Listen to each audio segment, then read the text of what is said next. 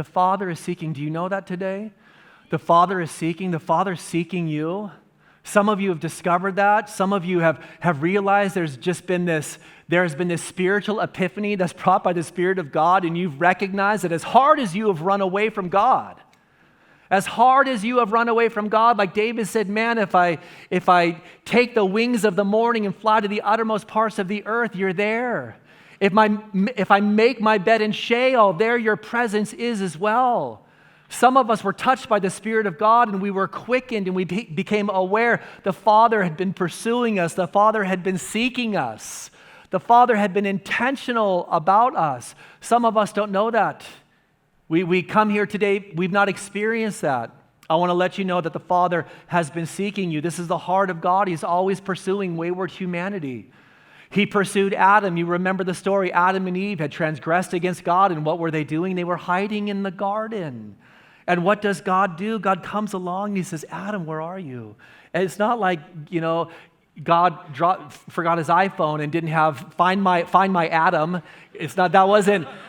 God knew exactly where they were, but God was pursuing them and calling them out. God selected Noah. He initiated relationship with Abraham and Sarah. He met uniquely Isaac and Jacob. He gave dreams to Joseph, and then he chose Israel to be the people of his presence. To be the people of his presence. Like, make no mistake about it, this is the whole point of the story.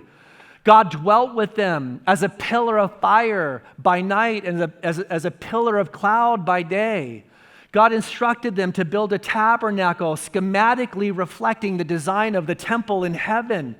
And in that most holy place, the presence of God dwelt, where the wings of the angels touched, where there was the mercy seat, where the blood of the sacrifice was sprinkled. The presence of God dwelt in that mobile tabernacle that sojourned through the wilderness and was finally placed in Shiloh. And then when Solomon built the temple, the same thing, in the most holy place, the presence of God dwelt there. And there was one person, one man from one tribe, from one nation, that was permitted to go beyond the veil into the very presence of God. God has always desired to be with people. The story doesn't end there. It all culminates in the cross of Christ.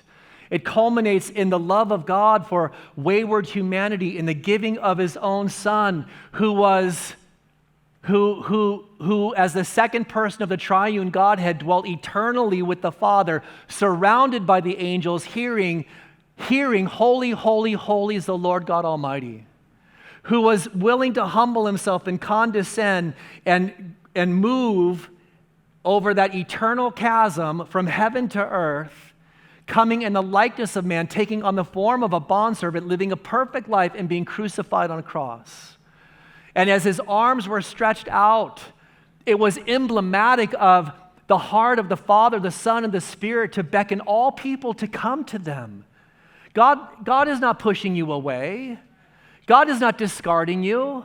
God is not looking at you as if you're a mistake and he's upset that he made you. You want to know the heart of God, the disposition of God to you? Look at the cross of Christ.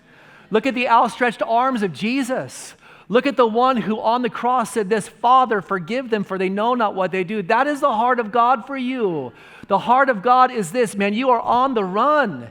You are on the run, and with bands of love, he is pulling you towards himself. Pulling you towards himself.